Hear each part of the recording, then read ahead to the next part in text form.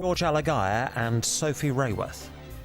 So just coming towards Edgware Road Station, and then all of a sudden there's this explosion. A big white appeared, and then it was just smoke everywhere in the tunnel. We was trying to close the doors because it was just smoke, you couldn't breathe. London under attack. 33 confirmed dead as terrorists target London's transport network. 4 explosions in total, 3 on the capital's underground trains. The whole system is brought to a halt. A passenger catches the moment when people helped each other out of the tube tunnels and to safety. London's major hospitals are on full alert. Hundreds of injured are being treated, many in critical condition. Tony Blair breaks away from the G8 summit and heads to Downing Street. The world's leaders say they stand with Britain. The terrorists will not succeed. Today's bombings will not weaken in any way our resolve to uphold the most deeply held principles of our societies and to defeat those who would impose their fanaticism and extremism on all of us. Tonight at 6, as the scale of the attacks becomes clear, we have an hour-long special programme. We'll have the latest on the worst terrorist attack to hit London. Emergency workers are still at King's Cross Station tonight, where 21 people died. We'll talk to our correspondents across the capital. Duncan Kennedy is at the Royal London Hospital, where the first wounded were taken. Paul Wood is at Scotland Yard, where the police are coordinating the emergency response. And David Shukman is high above the city. He'll have the latest on the situation right across the capital.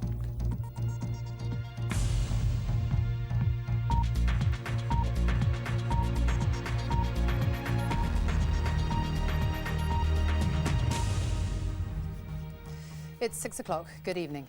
Londoners had been warned about an attack. They hoped it would never happen.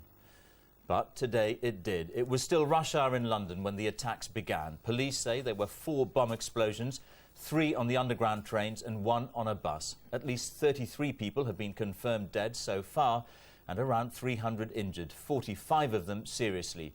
There was no warning given, though there's growing speculation that Al-Qaeda was responsible. The Queen has offered her sympathy to all those affected. Tony Blair called the attacks barbaric and promised to track down the people responsible. The blasts all happened within the space of an hour. At 8:51 this morning, emergency services were called to London's Liverpool Street station following an explosion initially thought to have been caused by a power surge. That turned out to be a bomb on a train between Liverpool Street and Aldgate stations. At least 7 people were killed and scores more were injured. At 8:56, as police confirmed they were dealing with a major incident, a second bomb went off on a tube between King's Cross and Russell Square stations. 21 people died in this blast. The entire tube network was brought to a halt.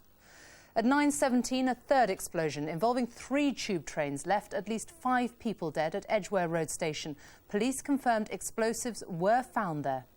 Finally, at 9:47, a 4th bomb ripped apart a bus in Woburn Place, causing terrible injuries and, as yet, an unconfirmed number of deaths. Our first report on today's terrorist attacks is from our Home Affairs correspondent, Margaret Gilmore. They said it was only a matter of time. Today, the terrorist attacks, for so long feared, struck at the heart of London and at the heart of the city's transport system. At 8:51 a.m, the first bomb exploded on a train 100 yards inside a tunnel deep below the surface near Aldgate East Station. Within minutes, it became clear this was a major incident. Hundreds were injured, 7 people died. All of a sudden there was this explosion. A big white appeared, and then it was just smoke everywhere in the tunnel. We was trying to close the doors because it was just smoke, you couldn't breathe. There was confusion as hundreds of wounded passengers emerged from 3 different stations. Some of the pictures are too distressing to show. This was still rush hour, the trains packed with commuters and tourists. People started to scream because it was a burning smell, and everyone, to cut a long story short, thought they were going to die. People started saying prayers, praying to God, panicking, breaking the carriage windows with their bare hands, anything to get oxygen into the carriage, because more people tried, the more distressed they became. Women passing out, people started getting very agitated. There was no communication from any drivers. Everyone was in pitch black. Then the emergency lights came on, and more smoke started coming into the carriage, and we were there for something like 20 to 30 minutes, during which the smoke intensified, the screaming intensified, the hysteria, and that's what it was, became almost to a state of pandemonium.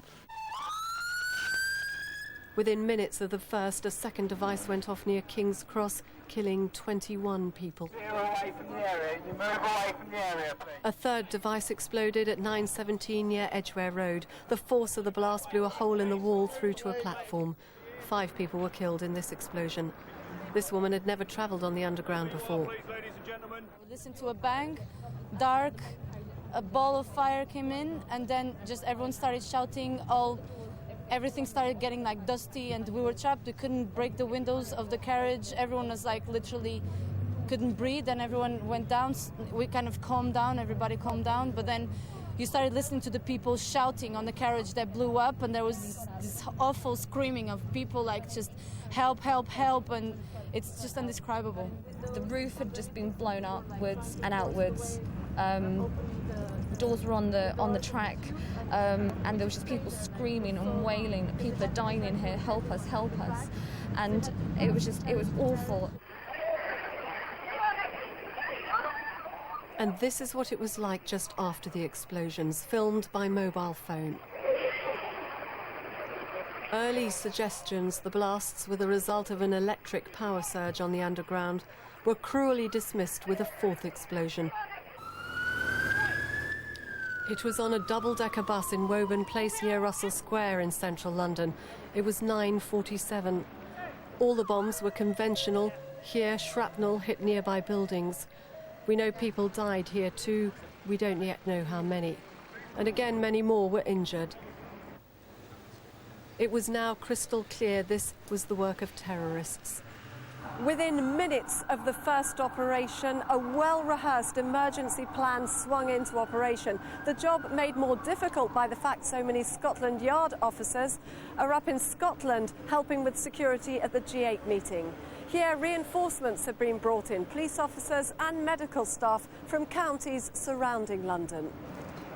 Police say there were no warnings, no credible claims of responsibility. This clearly was a callous attack on purely innocent members of the public, deliberately designed to kill and injure innocent members of the public. The police and MI5 are investigating the possibility the 4 devices were planted by 4 suicide bombers. At the moment, we don't know whether or not this was suicide bombers or whether this was simply packages left on the bus and in the underground stations. It's too early to say. The entire London Underground has been closed down and buses in central London are not running.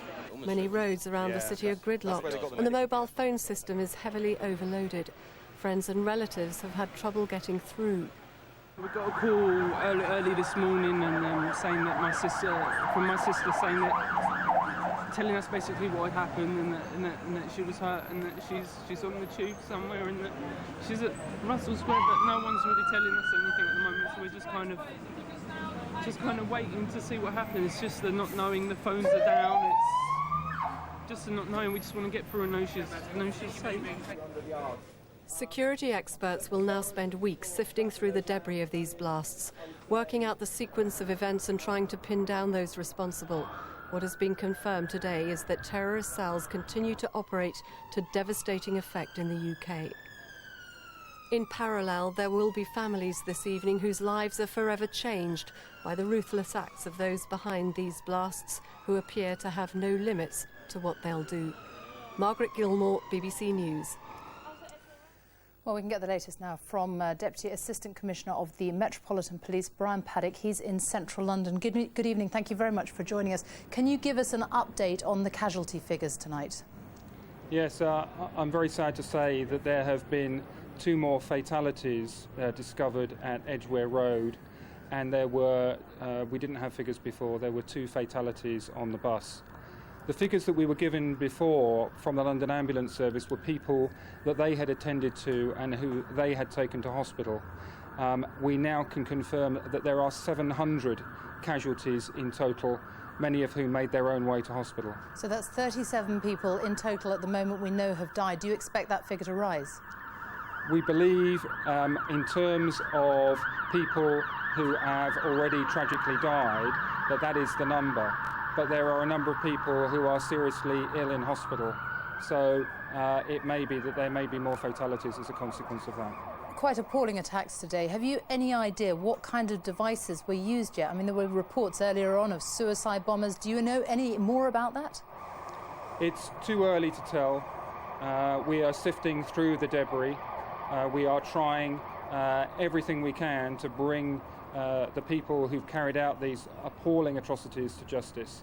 But at the moment, we're unable to say whether or not the bombers were with their bombs when they exploded. And you had absolutely no warning of these blasts, did you? Does that tell you anything about the type of attack and who could have been behind it? Well, I mean, this is just completely an indiscriminate attack on innocent men, women and children, mainly targeted at people travelling on public transport. Totally callous attack. There has been one unconfirmed claiming of responsibility by a group on the internet. We're looking into that, but we're keeping an open mind as to who might be responsible. Clearly, our sympathy goes to all those who have lost loved ones in these terrible incidents, and to the friends and relatives of those who've been seriously injured. What is your advice to public tonight? Should they be staying at home? Should they be coming into work if they work in central London tomorrow? As far as tonight is concerned, clearly we want people who work in emergency services to continue to come into London. We need them to help with the continuing rescue efforts. Anybody else, we would recommend, unless your journey is absolutely essential, not to come into central London tonight. Tomorrow, we believe, will be a different story. We should have at least most parts of the underground system working. London buses are already operating tonight in central London, but we would say, unless it's absolutely essential for you to come into London tonight, to stay at home. And finally, what about your officers, the men and women who have been dealing with these horrific scenes today? It must have been very traumatic for them. How have they coped with it all? It's been very traumatic for our officers and for those people from the other emergency services. They are determined to do a professional job. Clearly, we are going to give them plenty of support to make sure that they can cope with the terrifying scenes that they've seen. But I have to say, the emergency services and the people of London have responded magnificently to this terrible, terrible atrocity. Brian Paddock, thank you very much for talking to us tonight. Now, if you're worried about relatives, don't call 999 or any of the hospitals. Scotland Yard has issued a special telephone number for anyone concerned about friends or relatives. The number to ring is 0870 1566 344. That's 0870 1566 344. Well, our home editor, Mark Easton, is at King's Cross now. We can go over to him. Mark, I gather you were caught up in all of this morning. That's right, George. I was passing King's Cross at about just after 9 o'clock and looked out of my car and saw the soot-blackened faces of clearly traumatised men and women, perhaps some of the first victims to reach the ground, having been trapped underground for some time. And having covered and reported on the threat from Al-Qaeda, I have to say I did fear how the day might unfold. I parked my car just a few hundred yards away, and as I closed my car, I heard a thunderous boom echo down the road, which I didn't know then, but turned out, of course, to be the bomb which ripped the roof off a double-decker bus. Having made my way to King's Cross, I found myself among a group of the walking wounded who were taken to 4 double-decker buses, which had been commandeered as treatment centres. It was extraordinary, the shock, the tears that many displayed, but the professionalism and control of the emergency services was hugely impressive, and overall the mood throughout was one of real calm. It was as though they had managed to suck the terror out of terrorism this morning. Mark, the whole area behind you there is sealed off. We can just see some emergency workers, I think, going into the area behind you. What's the situation now? Well, the operation here is still continuing. What's really obvious, though, is the huge numbers of people who are trapped in London, unsure how to get home. A big operation involving the rail companies and the emergency services. Fascinating to see how they've all worked so well together, both private sector and public sector operations, to keep everyone calm, to keep the situation under control. If yesterday was about the euphoria of winning the Olympic Games, and today is about the horror of losing so many lives in central London. If indeed this was the work of Al-Qaeda and they were trying to terrorise London and Londoners, my impression from here at King's Cross is that they failed. Mark, thank you. So it was just before 10 o'clock this morning that the last bomb went off, this time on a packed double-decker bus near Tavistock Square in central London. 2 passengers were killed. Police confirmed that just a few moments ago. Here's Fergal Keane. This was how terrorists made war on the people of London. A midsummer morning erupting in horror.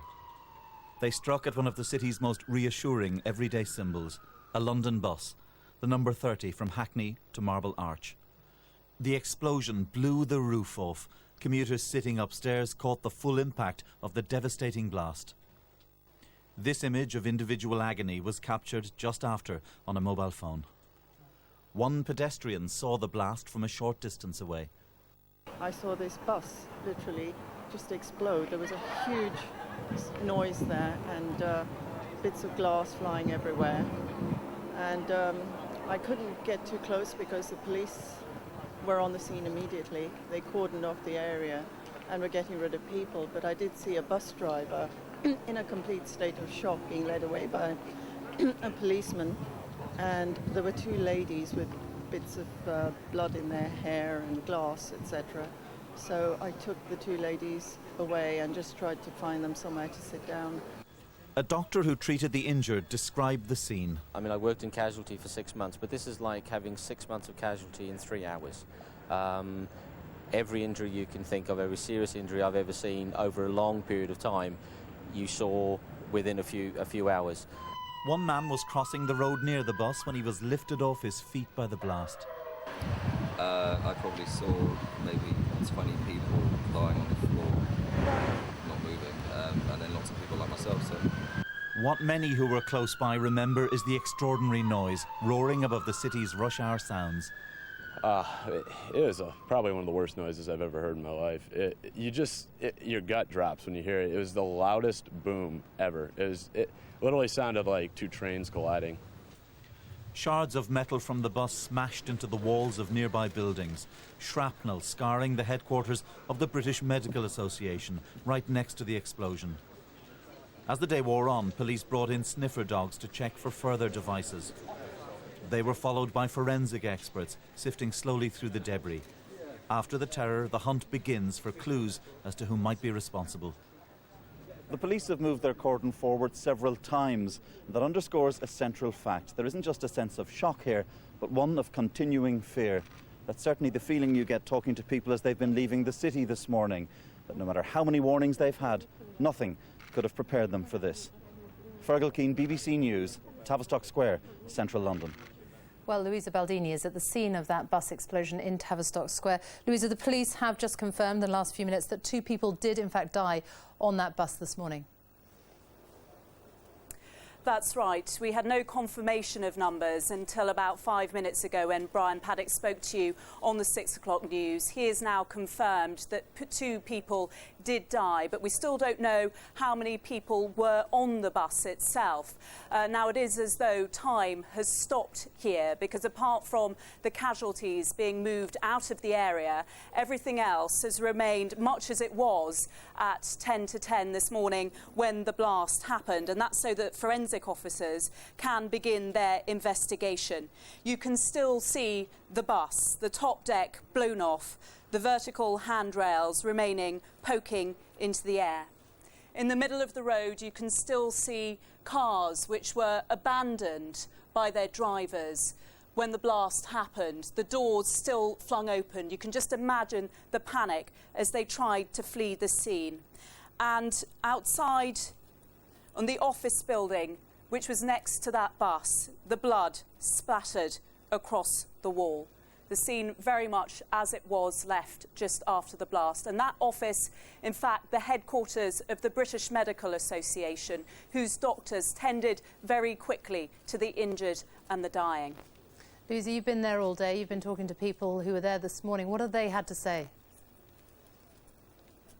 Well, you can just imagine the shock in such a busy place as Bloomsbury is, right in the centre of London, in the rush hour. There are lots of offices around here, and shortly after the blast, I saw dozens of office workers,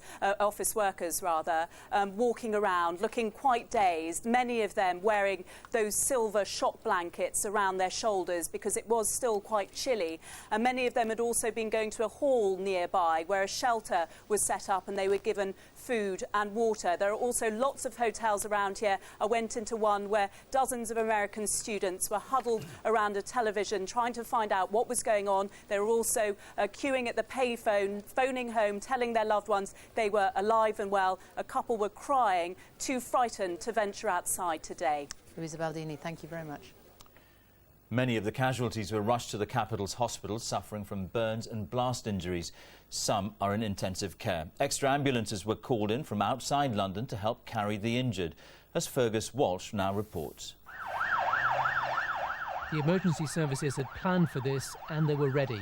Within minutes, the first of 100 ambulances were dispatched. The capital's main trauma hospital, the Royal London in the East End, close to Liverpool Street, took the lead. Many of the wounded had blast injuries, cuts from broken glass and burns.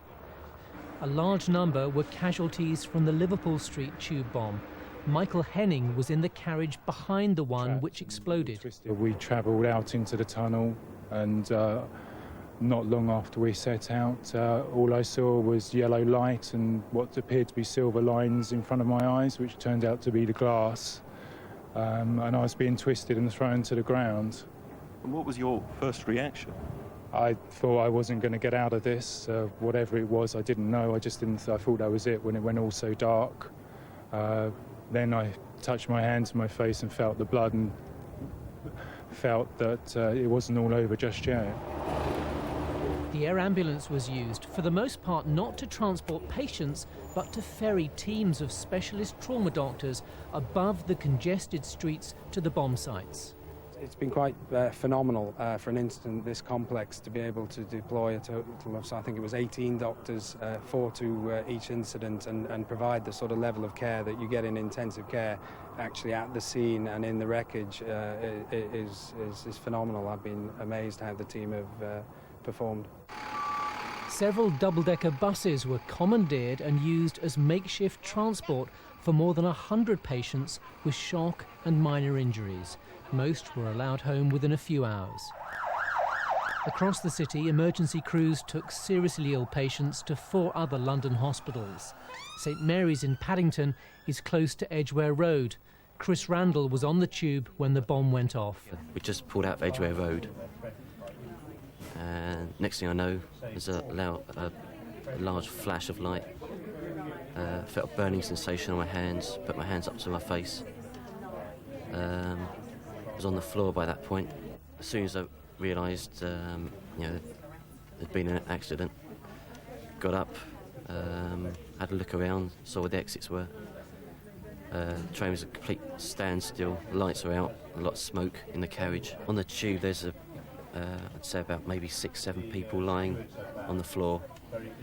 A lot of people with a lot of blood on their faces and ripped clothes. There are scores of patients still in hospital tonight. Some have had limbs amputated, others have multiple fractures. Many are critically ill in intensive care. Fergus Walsh, BBC News. Well, our correspondent Duncan Kennedy's outside the Royal London Hospital in the East End of the city now. Duncan, give us the latest. Well, George, the doctors, the nurses and indeed the victims that we've been speaking to all day simply cannot believe what has happened. The raw figures tonight from this hospital are these. 1 person has been confirmed dead as a result of their injuries at this hospital. More than 200 people have been brought here with their injuries. 7 of those remain in a critical condition.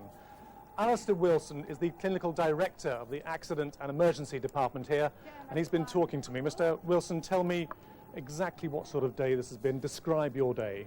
Well, it's been extremely busy. Obviously, nobody was expecting this to happen. We were extremely fortunate in the way that things were set up. We got a meeting of the London's Air Ambulance Governance Day, in fact, going on when things began, and it meant that we had a large number of doctors and paramedics all ready to go out by helicopter to the scenes of the incidents. And it meant, too, of course, that we had some communication with them about the nature of the injuries that were going to come back. So we were, I think, well prepared. A major incident plan went into action really pretty effectively. And we then saw 208 patients really coming in pretty fast after the incidents. Clearly the injuries are fairly large, a lot of blast injuries, a lot of burns, airway burns, skin burns, a lot of cuts to skin. Those that were clearly close to the blast have got the more serious injuries with amputations and big bony injuries, and that's obviously taking our major attention just now.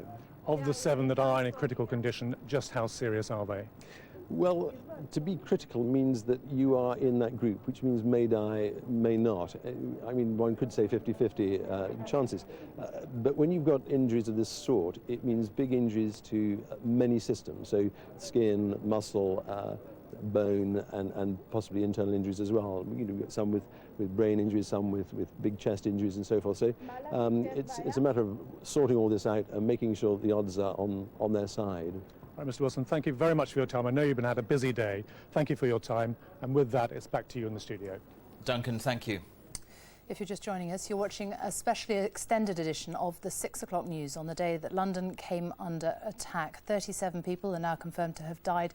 There are 700 people who have been injured. Well, the Queen has expressed her sympathy to the relatives of people affected by today's events, and she praised the work of the emergency services. Politicians have also added their voices to the condemnation of the attacks. Here's Nicholas Witchell. They'd gathered to try to do good. Instead, the G8 leaders found themselves confronting the evil of indiscriminate terror. It was a moment of exceptional solidarity. We are united in our resolve to confront and defeat this terrorism that is not an attack on one nation, but on all nations and on civilized people everywhere. We will continue our deliberations in the interests of a better world. Here at this summit, the world's leaders are striving to combat world poverty and save and improve human life. The perpetrators of today's attacks are intent on destroying human life. The terrorists will not succeed. Today's bombings will not weaken in any way our resolve to uphold the most deeply held principles of our societies and to defeat those who would impose their fanaticism and extremism on all of us. We shall prevail, and they shall not. David Davis. Similar sentiments were expressed in a sombre House of Commons. Britain has a long history of dealing with terrorism. We've joined together to fight it in the past. Today we do so again. For now, the terrorism that walks the streets of London has no face. But whatever its origin, whatever its motive, our response will be the same. The British people will not be cowed, and the terrorists will not win.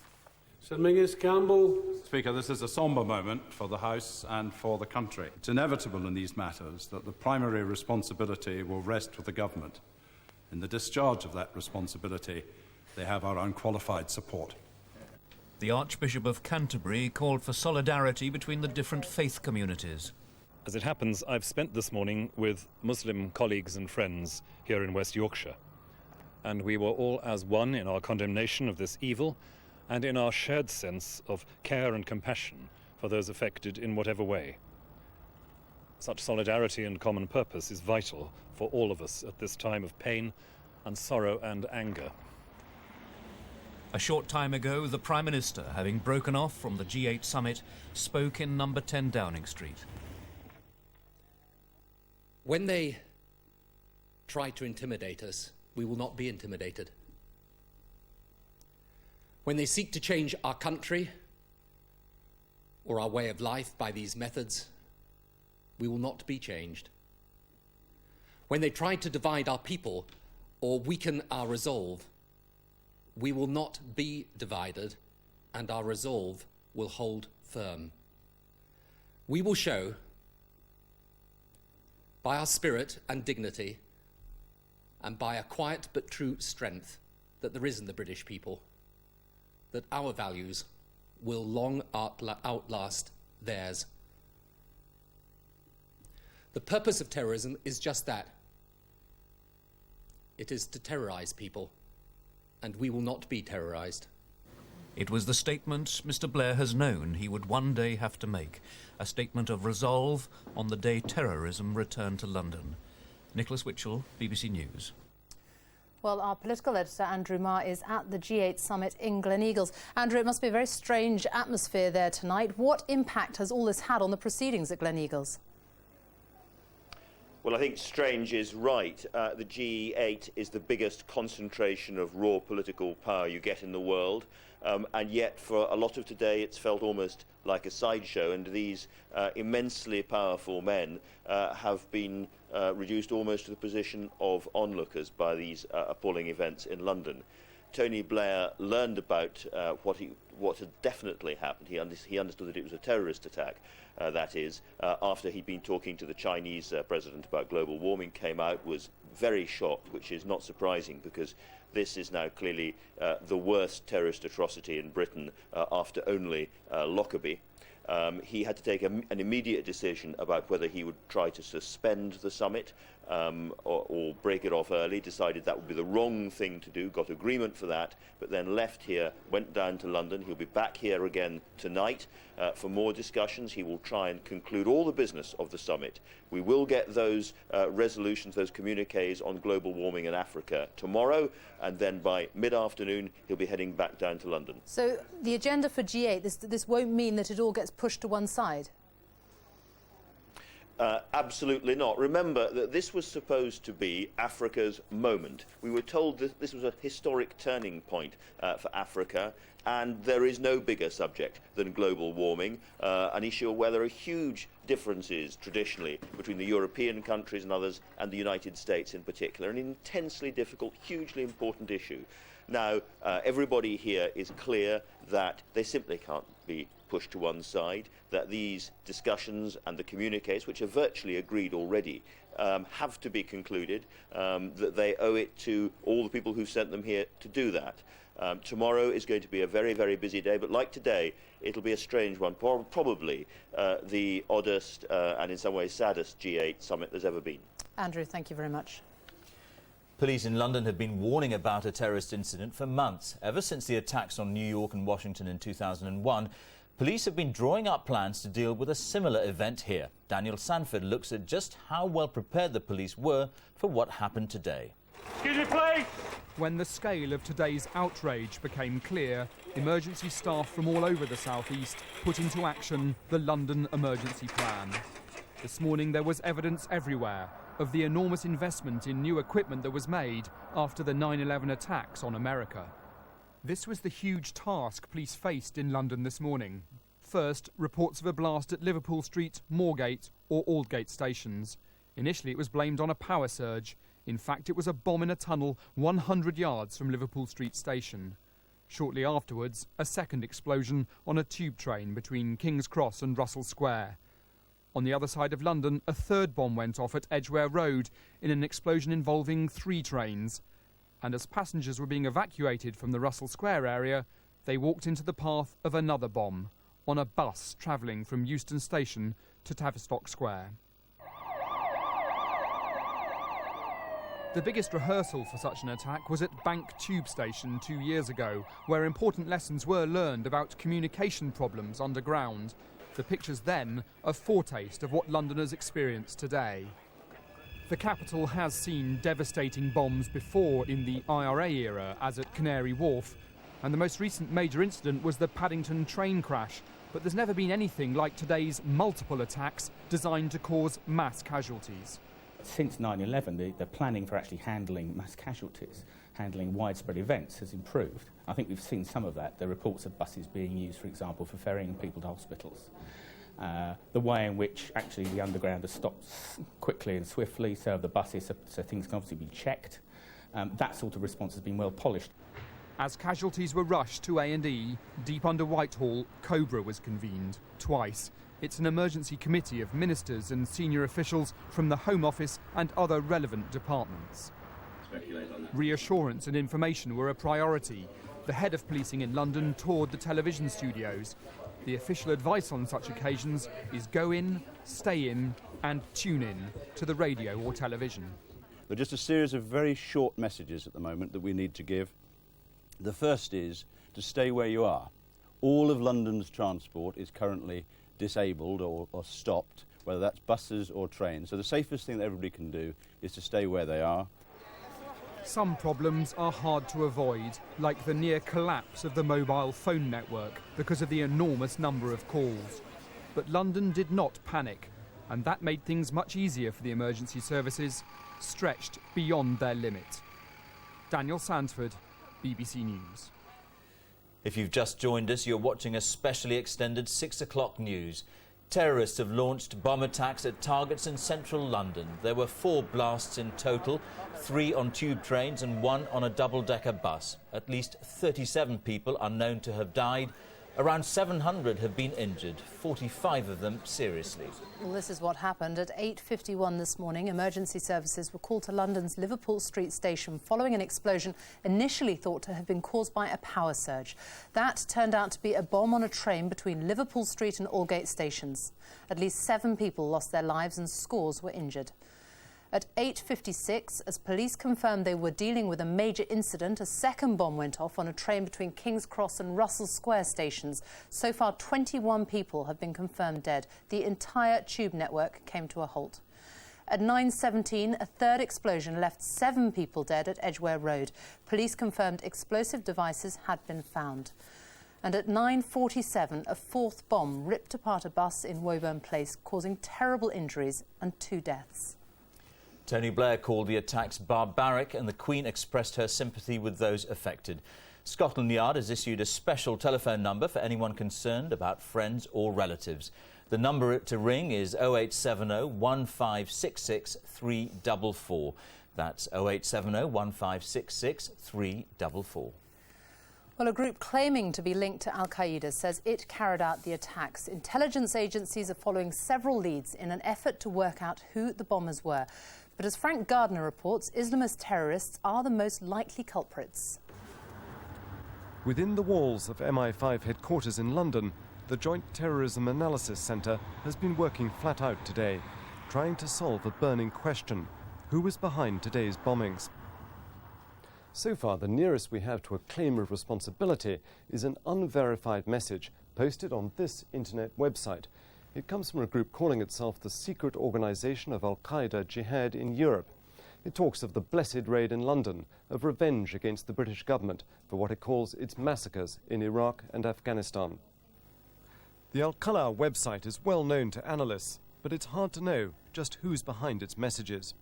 This website has in the past carried similar statements. However, there is no way at this moment in time of verifying how genuine the claim actually is. Al-Qaeda-linked groups have hit British interests before. This was the British consulate in Istanbul after a bomb blast in 2003. That same year, the BBC learned that the British embassy in Yemen was also targeted, but the plot was intercepted. If today's attack was the work of Al-Qaeda, it'll be their first successful attack on the British mainland. The perpetrators are sending out a very clear and loud message to the G8 summit, to the most powerful nations on earth, that they can strike at the very heart of the capital without any difficulty or trouble, that they can launch multiple coordinated attacks. This is a wake-up call, and it shows that there must be no room for complacency because the threat is real. The presence of British troops in Afghanistan and Iraq is known to anger Al-Qaeda. But tonight the Prime Minister gave no indication there were any plans to withdraw them soon. Frank Gardner, BBC News. Today's attacks came just 24 hours after the city was told it had been awarded the Olympic Games for 2012. The Mayor of London, Ken Livingstone, who's in Singapore, described what happened as a cowardly attack. From there, Andrew Harding has sent us this report. Their faces say it all. Sir Bobby Charlton and his London teammates checking in for what should have been a triumphant flight back home. Instead, they slipped out of Singapore in the deepest gloom. Devastated, completely and utterly devastated. And this is our town, our city, our home, and we're praying for the people that have been affected. That's all for now. Thanks. The news had sent shockwaves through the team's hotel. The new Olympic minister Tessa Jowell rushing off to contact London. A little later, the city's mayor came out, clearly anxious to get home and bitterly condemning the attack. This was not a terrorist attack against the mighty and the powerful. It was not aimed at presidents or prime ministers.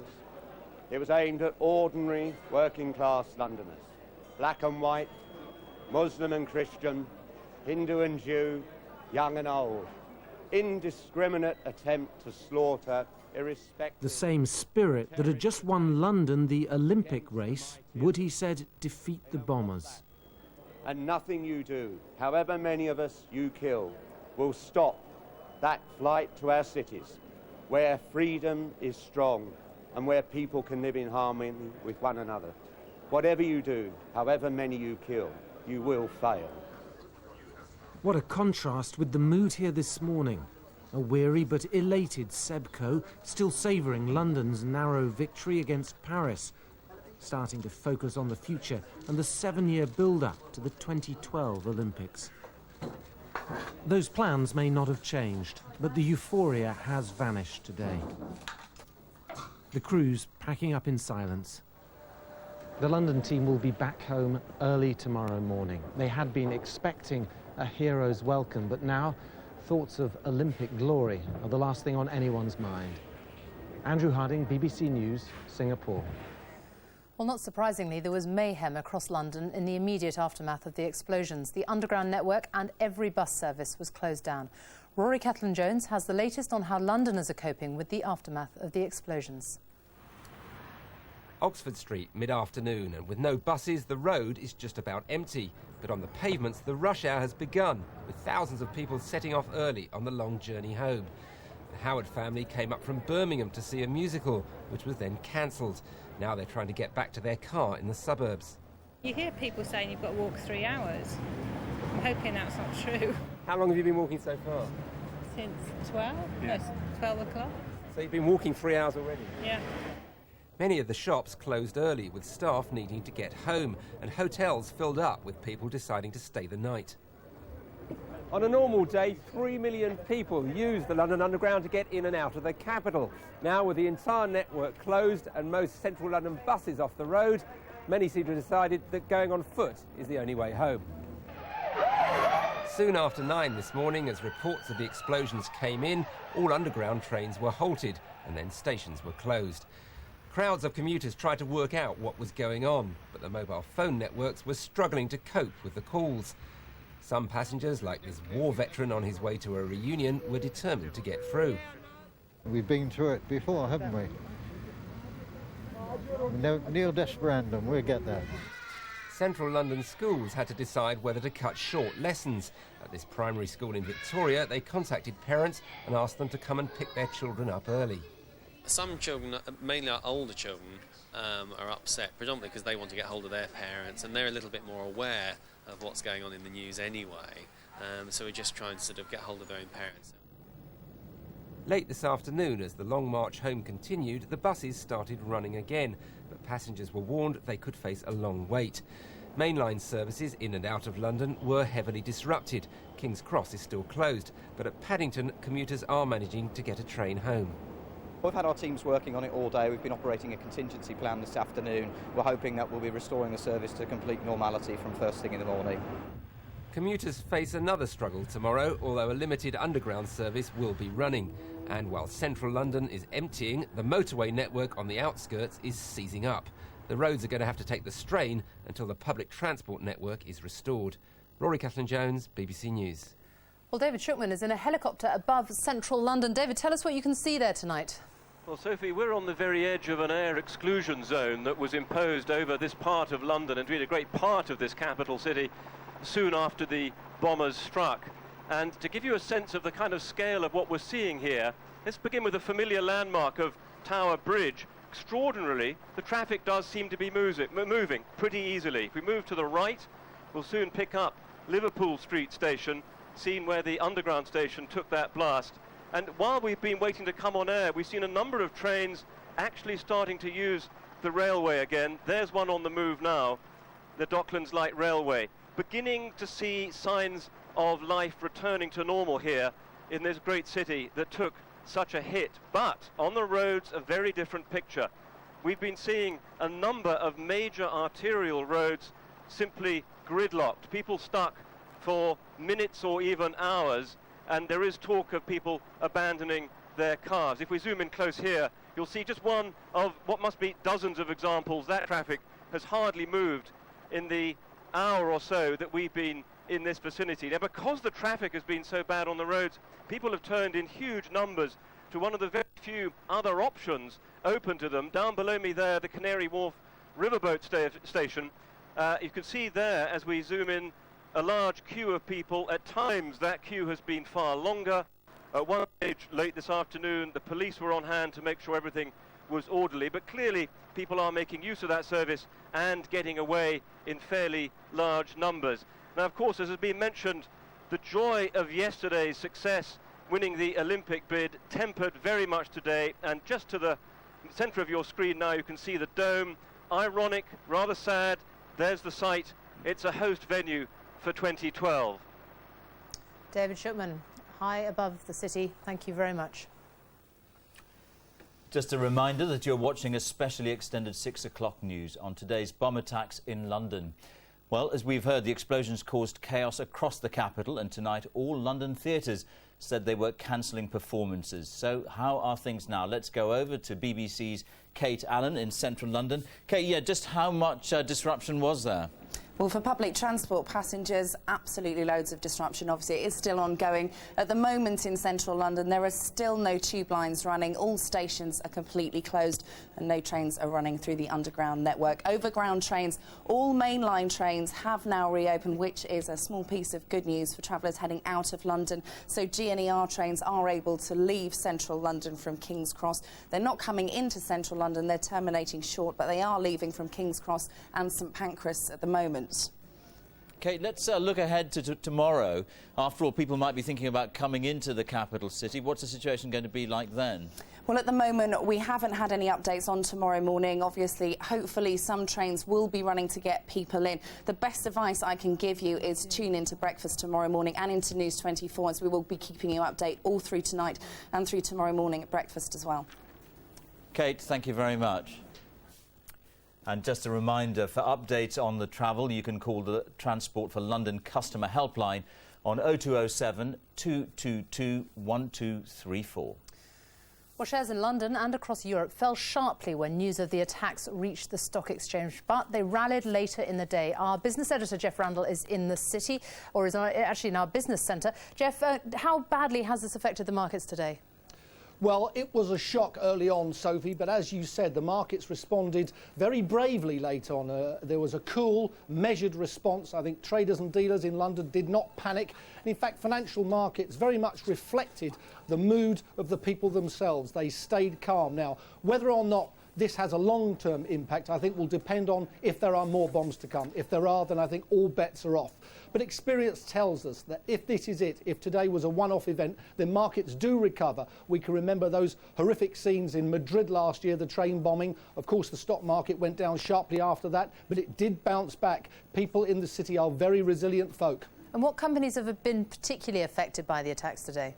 Well, you can imagine those that were really affected in financial terms, in stock market terms, were the travel companies, British Aerospace, British Airways, the airports company, BAA. All those stocks fell pretty sharply, as did the insurance companies. Now, British Airways was the worst affected. At one stage, it was down nearly 8%, but it too rallied, you know. It was an extraordinary performance from the stock market today. In the end, the FTSE share index of the top 100 companies finished only 70 points down, and that's not much beyond the bounds of normal trading. Jeff Randall, thank you. Well, let's go over now to Duncan Kennedy, who's at the Royal London Hospital in the East End of the city. Duncan, this is the hospital where most of the injured were brought to first. What's the latest there? That's right, George. More than 200, in fact 208 people have been brought here throughout the course of the day. They've been worked off their feet. I don't think it's an over-exaggeration to say that. We've been speaking to the doctors and the nurses all day long, and they've been telling us that the injured have been brought in wave after wave after wave. Some were even brought in on double-decker buses, so many have come this way. They put into action their major emergency alert programme, one thing they've been practising many times in previous years. They're satisfied with the way it has gone. On the bad side of the news is that one person has been confirmed dead as a result of their injuries here today. 75 are still in hospital receiving treatment, and of those, 7 are in a critical condition. Now, throughout the night, the situation with this will change, the numbers will change, but obviously the prognosis, the chance of some people pulling through the night are not as great as they were earlier on. The doctors are telling us to be realistic about that. So far as the walking wounded are concerned, they keep coming out in dribs and drabs all day long. One man we spoke to, a chap called Michael Henning, came out. He works at Lloyd's in the City of London. Took the different train that he normally takes. He was going to a meeting in the city today. He was going to get into the carriage where the blast happened today. Couldn't get in because it was so full. Decided to get in one a couple further down and lived as a result. He told me that he feels incredibly lucky, but he still feels that this whole thing will change his life entirely. He doesn't think he'll ever get over it. And I think that's a sentiment that's going to be shared by so many, many people as a result of the events of today's tragedy. Duncan, thank you. Well, let's go now to Paul Wood. He's at Scotland Yard. Paul, the horrific thing about today's attacks is there was absolutely no warning, was there? That's right. There was a story earlier in the day on Israeli diplomatic sources that their embassy here had, in fact, received a warning, and that was put to the Deputy Assistant Commissioner, Brian Paddock, who spoke earlier on the programme, and he said it was quite clear the Metropolitan Police had no warning of this. We also spoke to the security services, the domestic security service MI5, and they said they too had no warning, although of course neither of them could say that no part of the British government had contacted the Israelis. Our two principal security services were saying they hadn't had a warning. So I suppose the question now becomes, why is it that such a huge and bloody attack on British soil didn't throw up any intelligence whatsoever? And I guess that's a question which will have to be answered in the coming days. Police are still trying to establish what kind of devices were used, and presumably it's still far too early to talk about arrests or of people who could have been involved. A Scotland Yard spokesman said over the past hour that no arrests had yet been made. Now, terrorism experts will tell you that the biggest chance you've got of making an arrest is in the immediate aftermath of such an attack. That's because these terrorist groups have to move personnel, they have to move the bombs and bomb-making equipment just before the attack, and there's a lot of activity, and that gives really the best chance of apprehending somebody. Now, as to who is responsible, of course it bears all the signature hallmarks of Al-Qaeda. There has been a website claim that it's Al-Qaeda. Whether or not that's authentic, we don't know, and whether or not it helps in making arrests, we'll have to see. Forward with the latest there, thank you. Well, let's go back to our political editor, Andrew Marr, who's at the G8 Summit in Gleneagles. Andrew, today, I suppose, has been about crisis management. Do you think there are any long-term political consequences from all this? There are certainly going to be long-term consequences. Politically, the government has been taking more and more power to itself over the last few years in trying to combat terrorism, and we've got the ID card controversy in front of Parliament at the moment, and we're going to see a lot more of that. Whether people who say ID cards would help in this kind of situation are right or completely wrong doesn't matter. It is going to be higher up the political agenda still. When it comes to the way Tony Blair conducts foreign policy, whether the war on terror is being fought cleverly or not, those are matters for another day. I think, however, it's absolutely clear that this is not going to be a government that fundamentally changes. Under Tony Blair, Britain has been an unusually open country, lots of flows of people coming in and out, a lot of immigration, and that's been controversial too. And it's also been a country which has been very dominant in world politics and very controversial. And I don't think that's going to change either. So when it comes to the big questions, Tony Blair has made his decisions about the way he wants to take this country, and I think we will see very little difference. I think for everybody living in London and the other cities of this country, life is just going to be a little bit stickier, a little bit more difficult, a little bit more unpredictable, more checks, more policemen, more security, more false alarms, more alerts, more closures. It makes life just a little bit grittier and harder. But so far as the government is concerned, I don't see any fundamental change on policy at all. Andrew, earlier today when Tony Blair was talking, he was careful to say he didn't blame all Muslims. Clearly the government is mindful of community relations here. Absolutely. Remember almost the first thing that Tony Blair said after 9/11, apart from expressing his condolence and horror about the attack itself, was, we do not believe that Muslims generally are responsible for this kind of thing. We heard the Archbishop of Canterbury coming forward with that message too. He is very acutely interested in and sympathetic to the Muslim community in Britain. He believes they're an absolutely essential part of this country, and I think everybody in government is wary and worried that these kind of attacks will produce a backlash, and are determined right from the word go to say this. One of the things that we are as a country now is that we are multi-religious, multi-ethnic and mixed, and that's how we're going to stay. All right, Andrew, thank you very much. Well, we're now going to have a quick look at the weather with Daniel Corbett. Daniel. Hello there. We've had some cloudy and cool weather over the past day or so, but it looks like milder and even warmer and sunshine for the next couple of days towards the weekend. Take a look at things first off. A stubborn area of low pressure sitting here over the near continent. That's the reason why it's been cloudy and cool. High pressure, though, to the southwest will build in over the course of the next few days. The milder air coming in. But as we come in close, notice a few different clumps of cloud. One to the west, one to the east. And this one here across East Anglia, a few spots of rain with it. They will fizzle out, but a fair bit of cloud there. And also the other one working into the north and the west. In between, some clear spells. And in those clearer spells, through the course of the night, temperatures dropping, wouldn't be surprised, 8 to perhaps 12, 13, and still a few spots of rain, maybe some mist as well, especially on those western coasts. We start the day, clump of cloud and patchy rain into the far northwest of Scotland. Also a fair bit of cloud down the east coast here and there. Maybe a shower or two bubbling up, East Anglia down to the southeast. In between those sunny spells, some say eastern parts of Scotland. And take, for instance, the afternoon. Northern Ireland, it's a cloudy finish, maybe a spot of rain here. Also into western Scotland, but notice, eastern Scotland, Aberdeen to Edinburgh, 19 finishing there, not a bad looking finish, sunny spells. Also northeast England, and then a bit more cloud down the east coast to Lincolnshire to East Anglia. And there they are, just a few little spots of rain bubbling up through the day. London finishing at about 20 with, still a bit of cloud here and there, a few spots of rain. And then we come down towards the south. Southampton probably seeing 22 with some sun, some cloud.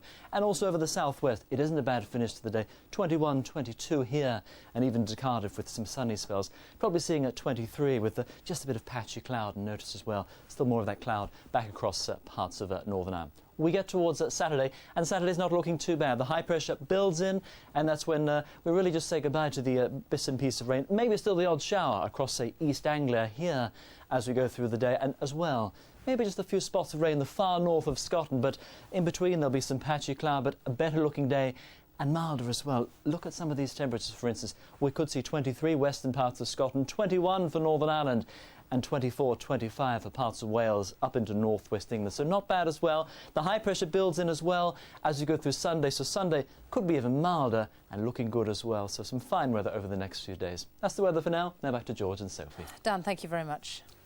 A reminder again of tonight's main news. Terrorists have launched coordinated bomb attacks against targets in central London. At least 37 people are known to have died. Around 700 have been injured, 45 of them seriously. Terrorists attacked a bus and 3 tube stations during London's rush hour. And there's been widespread condemnation. Tony Blair, who returned to London from the G8 summit at Gleneagles, called the attacks barbaric and promised to track down those responsible. This has been a most terrible and tragic atrocity. that has cost many innocent lives. I've just attended a meeting of the Government's Emergency Committee, received a full report from the ministers and the officials responsible. There will be announcements made in respect of the various services. In particular, we hope the underground, insofar as is possible, and rail and bus services are up and running as swiftly as possible. I would like again to express my profound condolences to the families of the victims and to those who are casualties of this terrorist act. I would also like to thank the emergency services that have been magnificent today in every respect. There will, of course, now be the most intense police and security service action to make sure that we bring those responsible to justice. I would also pay tribute to the stoicism and resilience of the people of London, who have responded in a way typical of them. In addition, I welcome the statement that's been put out by the Muslim Council of Great Britain. We know that these people act in the name of Islam, but we also know that the vast and overwhelming majority of Muslims here and abroad are decent and law-abiding people who abhor this act of terrorism every bit as much as we do. Tonight, Londoners are struggling home and coming to terms with Britain's worst terrorist atrocity since Lockerbie in 1988. Well, Scotland Yard has issued a special telephone number for anyone concerned about friends or relatives. The number to ring is 0870 1566 344. That's 0870 1566 344. Well, let's go over now to Paul Wood, who's at Scotland Yard. Paul, an investigation is no doubt underway. What kinds of things are the police going to be looking for? Well, I should say, in fact, we were just hearing from the Prime Minister. Mr Blair, in fact, visited New Scotland Yard within the past hour. He was taken to the command centre, was briefed by senior officers and had praise for the Metropolitan Police for what he said had been their tremendous response to today's events. That, of course, is continuing that response. Both the investigation, the search for the perpetrators of this, and the continuing efforts to ensure the security of Londoners and the security of those who travel on London transport. As I speak, they are attempting to move tube trains back to their depots, where, according to London Transport, every part of those tube trains will be searched, so that in the morning there can be some kind of skeleton service. They're hoping in outer parts of the network to have a service tonight, but tomorrow morning there'll be a skeleton service, except in those areas which London Transport describe as a crime scene. And of course, that will partly be the focus of the Metropolitan Police's efforts. They'll be looking at the sites where these bombs exploded and attempting to make arrests. Now, terrorism experts will tell you that the greatest chance you have of making arrests is in the immediate aftermath of attacks like these. That's when the telephone calls are made, the personnel is moved, and the intelligence services will be looking to pick up those clues. Paul, thank you very much. That's it from us. There's a special programme on today's bomb attacks with Jeremy Paxman. That's on BBC One at 8 o'clock tonight. And there's continuing coverage throughout the evening on BBC News 24. But from everyone here on the 6 o'clock news on a very difficult day indeed, goodbye. This is BBC One. In view of the events in London today, tonight's edition of Look East is broadcast live from Essex with Amelia Reynolds. Good evening from Chelmsford and Broomfield Hospital. Staff have been on standby here all day preparing to take casualties from London. And of course, those explosions have claimed lives in the capital, but they've also caused terror and chaos amongst those people travelling in the eastern counties today. In a special Look East, we'll bring you the very latest from our team of reporters. Kim Riley will be looking back on the day's events and how it all started with that morning rush hour explosion at Liverpool Street. Our Home Affairs correspondent, Sally Chitsoy, will be assessing the impact on our region's rail network. And what about those commuters tonight who are having to get home to travel? Well, Andrew Sinclair is live at Bedford Railway Station. And what will happen tomorrow? What will face us then? Well, Alex Dunlop will bring us the details on that.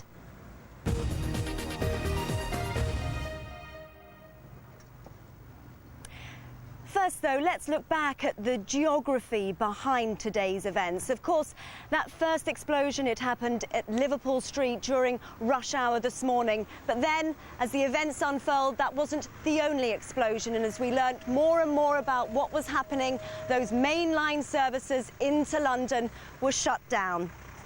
So, Kim Riley, first of all, then, our chief reporter on how the events today all began. If you need to come this way, you cross the road, go back. Confusion but no panic outside an evacuated Liverpool Street station this morning, gateway to London for thousands of the region's commuters. Many tried to call home to tell loved ones they were safe, but found the system overloaded. The first blast before 9 o'clock was in a tube tunnel just 100 yards from Liverpool Street. It claimed 7 lives. Dave Grant from Dovercourt was on the train. It was just a loud bang. Just an explosion, no sign of what. Clouds of smoke and flash coming back through the carriage. Everyone just sort of collapsed to the floor because of the smoke. And a few people further along later came through with injuries, with blood on them. Ambulance crews from Essex, Bedfordshire and Hertfordshire were drafted in to help with the emergency. There was teams of about 12 to 14 paramedics actually hands-on dealing with the trapped casualties and the stabilisations of patients. There was dozens of people off duty coming in to man ambulances, all on standby, control staff, headquarter staff. You know, we had a massive response.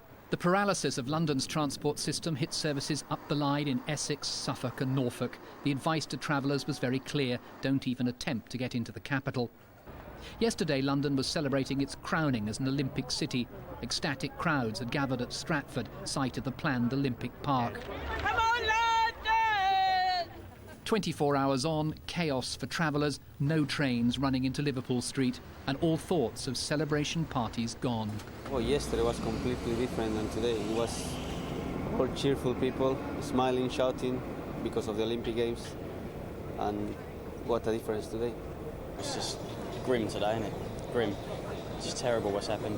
We've just been given one of the biggest things for Britain to happen, the Olympics, and then today, bombings all over. Somebody's trying to make a point. You know, what? Why kill us? Back safely with her husband in Colchester tonight, Tanya Alloway, so nearly a victim of that first explosion. I thought I was going to die when I saw the flames. I thought we were going to get engulfed by the flames or get overwhelmed by the smoke. I really didn't think we were going to get out. We had to walk along the tracks back past the train to Aldgate Station, and there was a dead body on the track. There was somebody standing towards the side of the tunnel streaming with blood. It was fairly horrific. At that point I just fell apart. It hasn't quite sunk in, I don't think. You know, it's the kind of thing where you see it on the news but you don't expect to be in it, and I was in it and it was horrible. It started as just another day's commuting into Liverpool Street. Many travellers showed a great deal of courage amidst a rising toll of the dead and injured. Kim Riley, BBC Look East. Well, of course, it may have started at Liverpool Street, but then other explosions followed, and that's had a knock-on effect throughout the day on our transport system. Now, our Home Affairs correspondent, Sally Chitsoy, assesses the impact on the region's rail network. And services between Cambridge and London terminals have been suspended. Passengers are advised not to travel to London. No trains to London at all, I'm afraid. There's been explosions in London. Sorry. It's all right. I always feel about the poor people who are having their arms and legs and faces blown off right now. I mean, you can't imagine it. The mood at Cambridge rail station this morning was one of anger and disbelief at what had happened further down the line. All trains travelling south of the city were suspended, and many passengers, resigned to the delays, made their way to the station's waiting room to watch the news unfold. It's actually utter shock after all the elation of yesterday when the whole country was celebrating the Olympics. We're all going about our daily lives, and I was just going in for a nice day shopping in London, and you think, my God. At Bedford rail station, there were no train links with the capital this morning, while a heavy police presence was put in place to reassure weary and nervous passengers. Sniffer dogs were also sent in to search the station here and in Luton. Thameslink has now introduced an emergency service between Blackfriars and Bedford as commuters struggle to reach home. At Luton, services were initially disrupted by the collapse of overhead power lines. Then the terrorist attacks prompted diversions. The whole of the infrastructure cannot really take any more people in there. So we're saying to people, don't travel into London. Our priority, and certainly everybody else's priority at the moment, is actually getting people home from London. At Peterborough, thousands of passengers were told their journey was at an end unless they wanted to change trains for a limited onward journey to the outskirts of London. What we're trying to do now is assess our chances of getting a taxi to Kent to get on the Eurostar from there instead of Waterloo. It's about £160, I think, from here to Kent, to Ashford in Kent, so I don't know. At Stevenage, passengers were among the first out of London to tell their stories. This woman didn't know what had happened until she arrived at King's Cross. There was police, ambulances, the area was all roped off, and there was just people just milling out in the street. I then went into the rail station part just to check to see what was happening with the rail, because I knew there was a problem with the tubes. And I bumped into a lady in the shop that said that people were leaving the tube station covered in blood and soot. Back home in Northampton, safe tonight, Gavin Young in the green sweatshirt was greeted by a friend.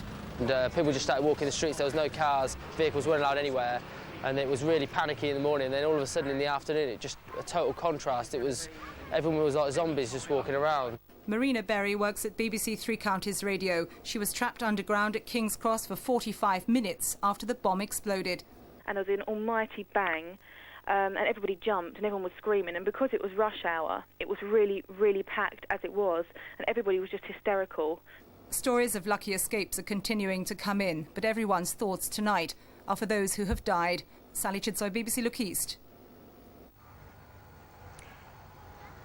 So that's the situation so far today, but let's just bring you right up to date with what's happening here at Broomfield Hospital tonight. I'm joined by the Chief Executive, Andrew Pike, and also Anthony Marsh, who is Chief Executive of the Essex Ambulance Service. Mr. Pike, if I can start with you, when did you first hear and what did you do to prepare? Sure, things really got started for us around 10 o'clock this morning. I got a phone call from the Royal London Hospital to start with because they were taking immediate casualties, I think, from the Aldgate tube bombing. And then fairly quickly unfolded, we heard from East London Health Authority, Essex Health Authority and the emergency bed service. So as one does, there's that first hour of trying to get as much information as we could. And you were then concerned with drafting in staff? Correct. We really got to get mobilised then, because at that point in time you have no idea how many casualties you're likely to receive. Because we are a specialist burn unit, we would expect to be involved in incidents of this nature. Now, I know in the last few hours you have just been stood down, haven't you? But that doesn't mean it's the end of your role. No, we have. We've been told now not to expect casualties for the time being, so I think the hospitals in London have clearly done a magnificent job to absorb the immediate casualties. They have been in phone contact with us and our surgeons are in liaison. It is possible that as the days unfold, patients who require more specialist burn care may well be transferred to us because of our expertise in the unit that we have. Mr. Marsh, if I can ask you, Essex Ambulance Service has also been involved today. Yes, we've played a major role. Initially, the first calls came from the London Ambulance Service this morning, shortly before 10 o'clock, asking for mutual assistance. We immediately put into place the operational plans that have been well tested and worked very well in support of the London Ambulance Service. Our staff done a fantastic job today in supporting our colleagues, as well as providing paramedics and well-trained incident officers to support the London Ambulance Service. We now have paramedics and other trained staff at the main railway stations across Essex to support commuters as they return home tonight. Thank you very much. So your staff from the Essex Ambulances are there in London, ready, helping out at the moment, and your staff will be ready maybe to receive casualties over the next few days. Thank you very much indeed. Thank you. Now, it just so happened that at 9 o'clock this morning, I got the train from Norwich to Liverpool Street with my cameraman. We were heading to London to do an interview. And then, of course, along with the other passengers in our carriage, we learnt along that journey of the news that was breaking. We left on time, a calm, fairly empty carriage passing through familiar countryside. As passengers joined at Ipswich, they brought news of an explosion at Liverpool Street. Unless your journey is absolutely necessary, please do not travel today. 10 o'clock and our train pulls in at Colchester. There's confusion. I don't know. That's all I can say to you. Don't go, that's absolutely necessary. And then the decision to stop the train and send it back to Norwich. I'm trying to get to Chelmsford, and all they keep saying is that you can go back to Ipswich. It must be horrendous. So I'm just going to listen to a few more announcements, and I think I might just backtrack. We were given the option to change trains and continue to Shenfield. 40 minutes later we arrived, but that was as far as we were going. I'm not angry at all because I didn't even want to go into London. It's not safe, and I think everyone's just shocked, really. I think people are scared for their own safety, really. They're not worried about the disruption of the service. It's the least of their worries. At least we're not injured. As police began to search the station, it became clear the concern and the fear extends far beyond London. So there have been problems on the region's trains, of course, throughout the day. But what's the situation tonight? Well, Andrew Sinclair is live at Bedford Railway Station with commuters trying to get home. Andrew, are they having any success? What's happening with the trains? Well, Amelia, there's been a steady stream of people arriving here from London all evening. Some of them people who were caught up in those explosions, who are naturally very distressed. Until about an hour or so ago, this was one of the only routes out of London that was open. But first of all, you had to get yourself to Blackfriars to get onto a train. And then many people, when they got here, still had to find ways of continuing their journeys to places like Peterborough, Northampton. We met one lady who was trying to get to Leicester. So it's meant that for many people tonight, it's been a long journey home. It's been terrible. I mean, we went down there, we just missed all the incidents. Got off the tube at Farringdon. We've been basically going round in circles ever since. Roads closed everywhere. Very, very difficult to get out. The area where I work has all been cordoned off. The city generally has just been cordoned off, so it's difficult for people even to get to a mainline station, so it's very difficult at the moment. Well, I'm trying to get to Peterborough, so my wife's come to pick me up from the station, but there's nothing going out of King's Cross, so there's no way I can get GNER or wagon up to Peterborough. Can't get from King's Cross, where I normally go to, but I had to go to London Bridge, and then got the train from here, but they are running, but just, you know, to minimal service. It's absolutely terrible. I mean, there's a few trains that are running back from London, but I mean, there's only a few. After all of the problems of earlier today, the last thing you wanted, you didn't want to be in a car, you didn't want to be in a bus anyway. So it's a case of walking to a station and hoping that you get out of central London as quickly as possible. Well, this is what we understand the latest situation to be on the train tonight. Things have got better. We understand that all London stations are now open, although they are operating a restricted service. For instance, here on Thameslink, here in Bedford, they're running 4 trains an hour. There's just 1 train an hour running between London and Norwich. And all the rail companies are saying don't travel to London tonight unless your travel is really essential. Now, on the roads, there's been heavier traffic than usual out of London, particularly on the A13 in Essex and on the A14 and M11 through Essex and Cambridgeshire. But the police are saying that if you're expecting someone home from London tonight, if they're travelling by road or by rail, they will get home eventually. They may just have to be patient. Andrew, thank you very much indeed for that. Now, certainly the passengers that I've been speaking today have been fearful, they've been anxious, but most of all, they've been concerned about the possibility of future attacks. Well, joining me now is the Chief Superintendent of Essex Police, Andy Adams. How do you go about reassuring people after such events as we've seen today? Well, I think the first thing to reassure the public of Essex is there's been no reported incidents within Essex. And the second is we were very quickly into an operational plan around this, so we are increasing the visibility of our policing around the county.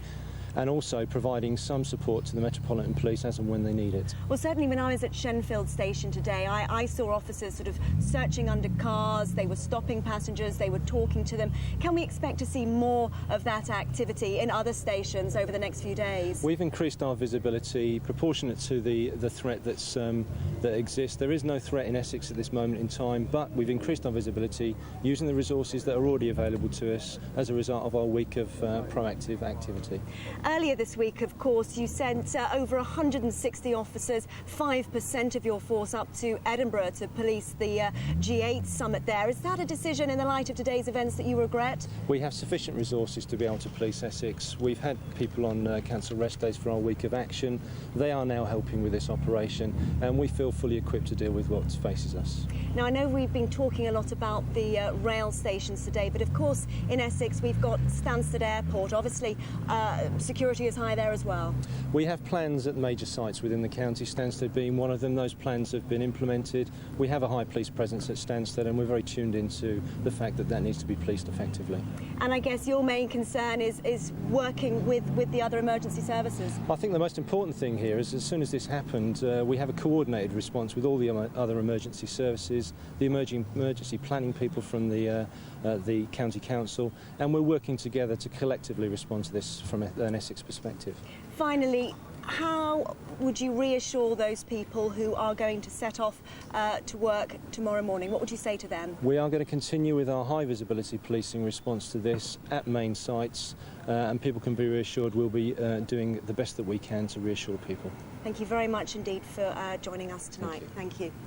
Now, if you are worried, if you are concerned, if you have friends or relatives that you think might have got caught up in the explosions today in London, there is a hotline to call. I can give you that number now. It's 0870 15 66 344. I'll just give you that again. It's 0870 15 66 344. A hotline number there for you to call if you're at all worried. But what about tomorrow then? What will face commuters as they set out on their journey tomorrow? Well, we can go live now to Alex Dunlop, who can give us the details. Alex. Well, Amelia, as I speak, the situation is changing as you'd expect, but on the travel front, things are slowly returning to normal, or as near to normal as possible. One railway, which operates the main line between Norwich and London, say they're pretty confident that they'll be back on track by tomorrow morning. The station reopened around about 3:30, and we're planning this evening to run virtually a normal service. However, on the Norwich-London route, we're running an hourly timetable this evening. As far as tomorrow is concerned, at the moment we're planning to run a full normal timetable. Well, mixed fortunes for other operators. Let's take a look at them. GNER trains will stop at Peterborough. Passengers will then be transferred to a limited service operated by West Anglia Great Northern into King's Cross. But their advice is, don't head to London if you don't have to. For their part, wagons say limited services are running at one every half hour to and from London. That may well improve by tomorrow. Midland Main Line, which runs through Kettering and Wellingborough, expect disruption most of the morning on their service. Thameslink, which takes in Bedford and Luton, say they hope to run as near normal a service as possible.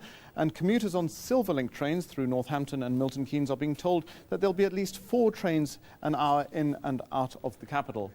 Well, onto the roads. This was the M11 in Essex a couple of hours or so ago. Not too bad, but drivers were being warned by motorway signs not to travel into London. Your best bet, really, is to listen to your BBC local radio station tomorrow for advice from the highways agencies. National Express coaches say they hope to run as near normal a service as possible in and out of London tomorrow.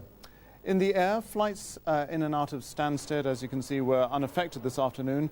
Both Stansted and Luton airports say they've not stepped up security levels. Armed officers continue to patrol the concourses, but in the light of traffic problems, passengers are being asked to allow more time to get to the terminals. And finally, Postwatch say that with at least a quarter of the UK's mail being processed in and through London, that there's likely to be a severe disruption to post throughout the day tomorrow. Amelia.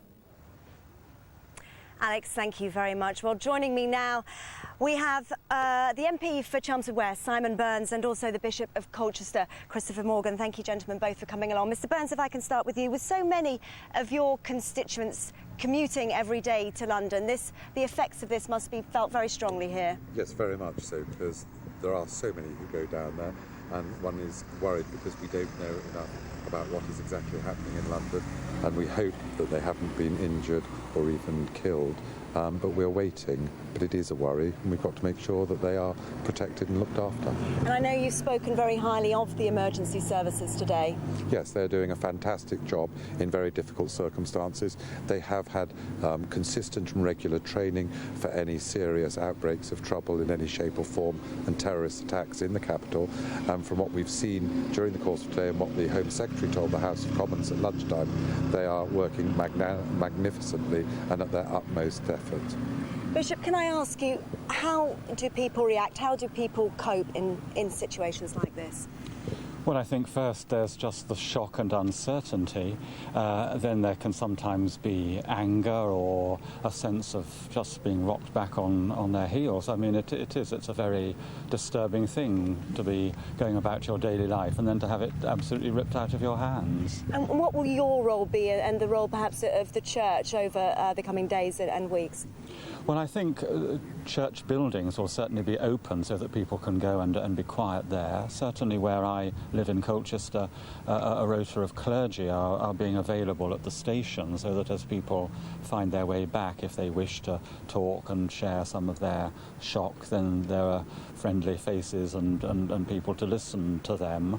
So it's a question of being available and attentive, I think, at this stage. Mr Burns, the Prime Minister has spoken today about defending and protecting our way of life. Is that a message that you would endorse? Yes, absolutely. He's absolutely right there. We cannot allow terrorists and people who bomb, murder and maim in acts of gross depravity from succeeding in any way. And what we have to do is unite as a nation, forget party politics and support each other to show them that we are determined not to have our way of life destroyed because they want to will it on us by acts of violence. And just finally, Bishop, a word for those families and who are deeply affected by what's happened today. Well, I think the thoughts and prayers of many of us are going out to them, and if they can feel themselves in some sense supported and accompanied by lots of people in the country, as I'm sure is the case, I hope that will be some crumb of help to them at least. Gentlemen, thank you very much indeed. Well, I have a reminder of our main story in the headlines tonight. Terrorist attacks on London's transport network have killed at least 33 people. Hundreds have also been injured in bomb attacks on underground trains and double-decker buses. The first attack was at Liverpool Street. King's Cross was also targeted. An Al-Qaeda organisation has claimed responsibility. And thousands of commuters are trying to get back to the eastern region tonight. King's Cross Underground and Liverpool Street stations remain closed. Well, you know, I speak to a lot of people that have been involved this today, and really the main thing is understanding and concern. From Chelmsford, good night.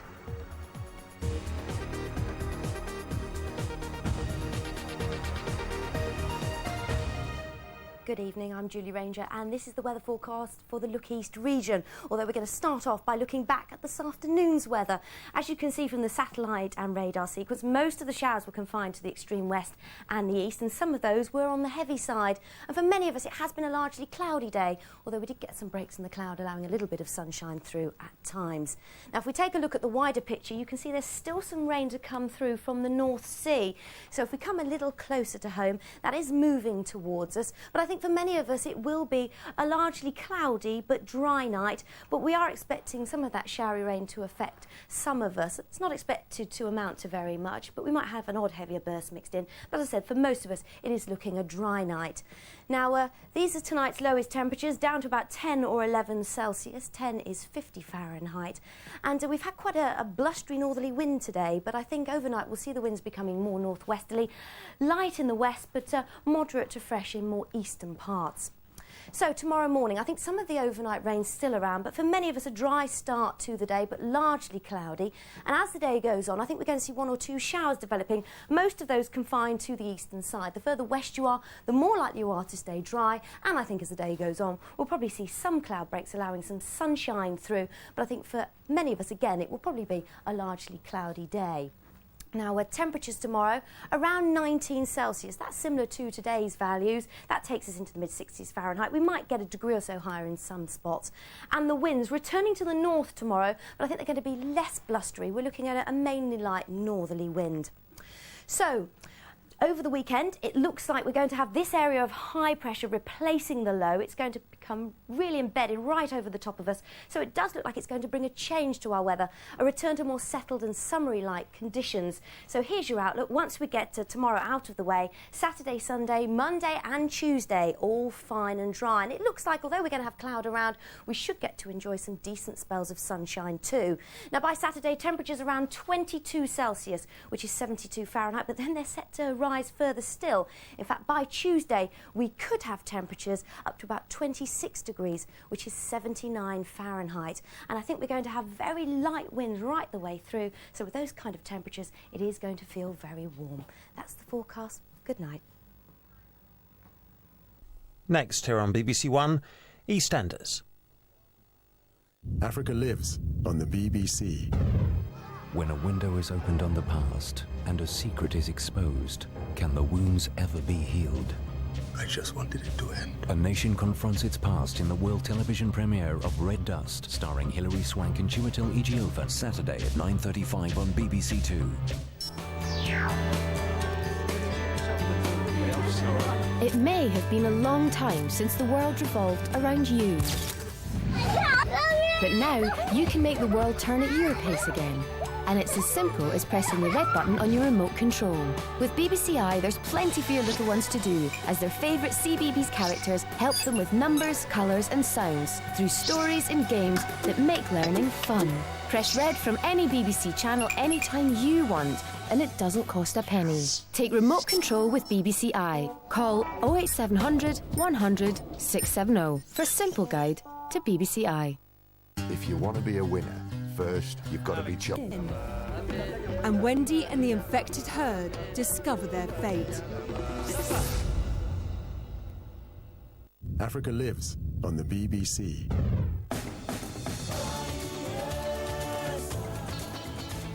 Hosted by Natasha Kaplinsky, 6 celebrities rehearse, perform and compete for your vote in a one-off African dance special. Strictly African Dancing. Saturday at 6:30 on BBC One. Not so long ago, the people of Britain, from all walks of life, were fighting to keep their freedom. And on the 60th anniversary of the end of the Second World War, there'll be events taking place across the country. If you can't be there in person, well then, be there in spirit. Britain at War, A Nation Remembers, part of V45, Sunday from 10:30 on BBC One. And we join Hugh Edwards now on BBC One for a BBC News special.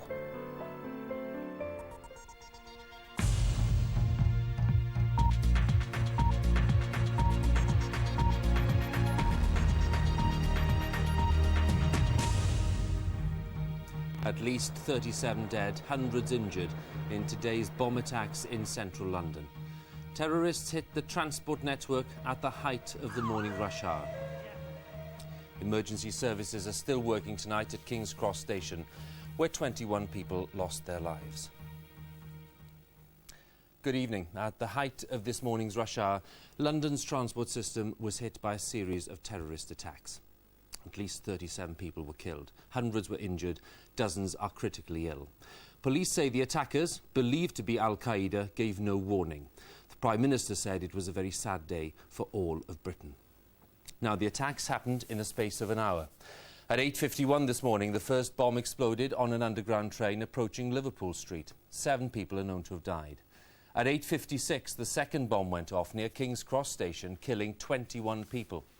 The third explosion at Edgware Road happened at 9:17, killing 7 people. And the fourth bomb at 9:47 destroyed a double-decker bus in Tavistock Square, killing 2 people. Our first report is by our Home Affairs correspondent, Margaret Gilmore. They said it was only a matter of time. Today, the terrorist attacks, for so long feared, struck at the heart of London and at the heart of the city's transport system. The first bomb exploded at 8:51 a.m. on a train 100 yards inside a tunnel deep below the surface near Aldgate East. Within minutes it was clear this was a major incident. Hundreds were injured, 7 died here. Everyone thought they were going to die. People started saying prayers, praying to God, panicking, breaking the carriage windows with their bare hands, and the emergency lights came on. The screaming intensified, the hysteria, and that's what it was, became almost to a state of pandemonium. All of a sudden there was this explosion, a big white appeared, and then it was just smoke everywhere in the tunnel. We was trying to close the doors because it was just smoke, you couldn't breathe. A second device went off near King's Cross, killing 21 people, a third in a tunnel near Edgware Road station. This was still rush hour, the trains packed with commuters. Early suggestions the blasts were due to an electrical power surge on the underground were cruelly dismissed when a fourth bomb ripped through a double-decker bus near Russell Square. It was now clear this was the work of terrorists. This clearly was a callous attack on purely innocent members of the public, deliberately designed to kill and injure innocent members of the public. This was what it was like just after the explosions, filmed by mobile phone. Tonight the Prime Minister addressed the nation. When they try to intimidate us, we will not be intimidated. When they seek to change our country or our way of life by these methods, we will not be changed. Now the long, arduous task of finding those responsible.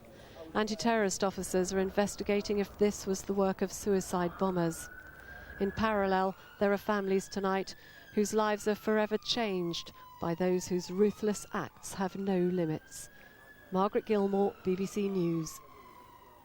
Let's go to King's Cross and join our correspondent there, June Kelly. June, what are they saying there tonight, given that the work, of course, the examinations, the investigations are still going on? That's right, Hugh, and this is, of course, where we had the biggest loss of life on the underground today. 21 people lost their lives here. The police and forensic teams here are working both inside and outside the station. Now, the explosion happened between King's Cross Station and Russell Square Station, and it happened on the Piccadilly line, which is one of the deeper lines on the underground. So that obviously made it more problematic in terms of getting to people and getting people out. I think what is very strange here this evening is that this area would normally be absolutely buzzing at this time on a Thursday evening, but there's a very eerie calm and stillness over there, just the whole neighbourhood basically. Now the teams that are here will be here for some time because obviously this is a scene of crime. June, thank you very much. Well, the latest statement from the Metropolitan Police this evening confirms that 37 people are so far confirmed dead. There were as many as 700 casualties, of whom some 300 were taken to hospital by ambulance. Dozens of those are critically ill. Fergus Walsh has the latest. The emergency services had planned for this and they were ready. Within minutes, the first of 100 ambulances was dispatched. The Royal London Hospital in the East End took the lead. The wounded had blast injuries, cuts and burns. Many were casualties from the Liverpool Street bomb.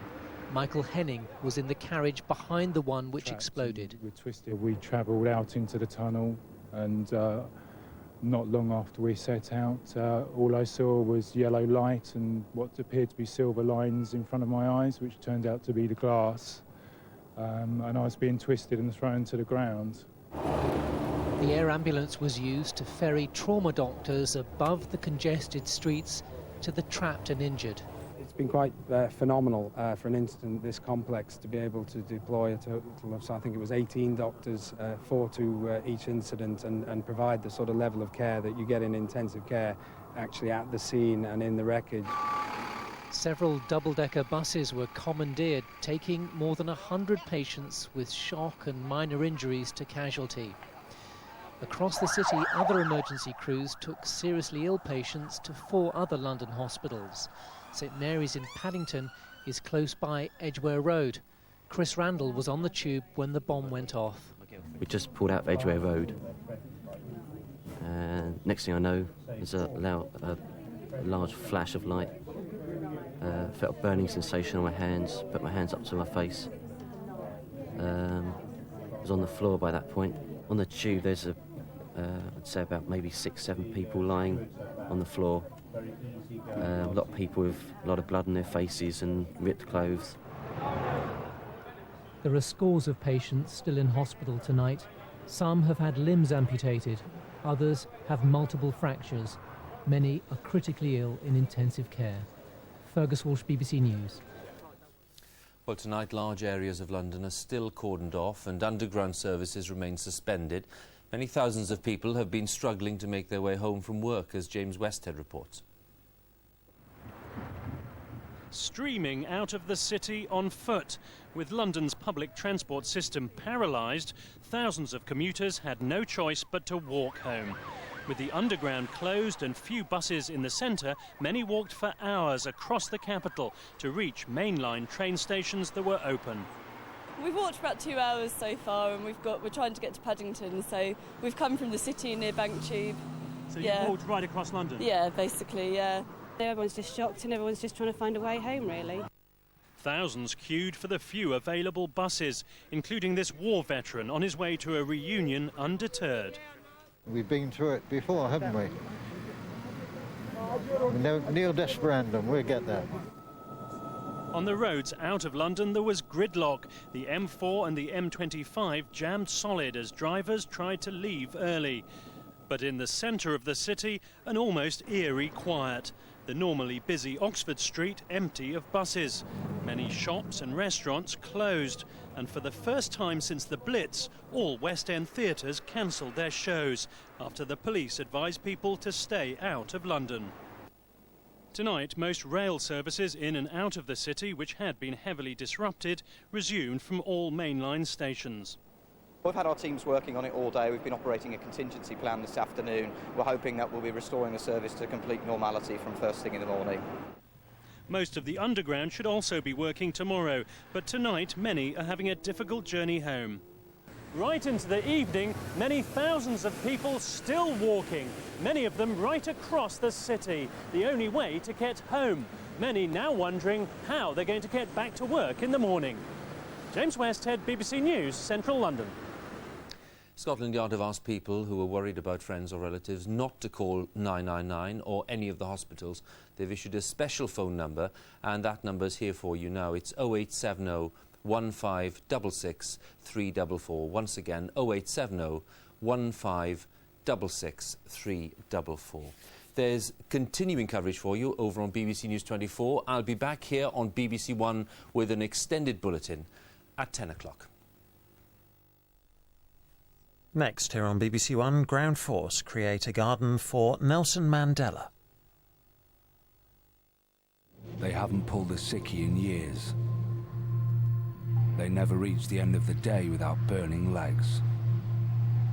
They have lost friends, jobs and lovers. And the only people who do understand them want to beat them. What's it all for? The only thing that matters. A place in the World Championships. See Britain's best athletes go head-to-head to make the team. Saturday at 5:10 on BBC Two. This is BBC One. Now, a change to the published edition of Ground Force.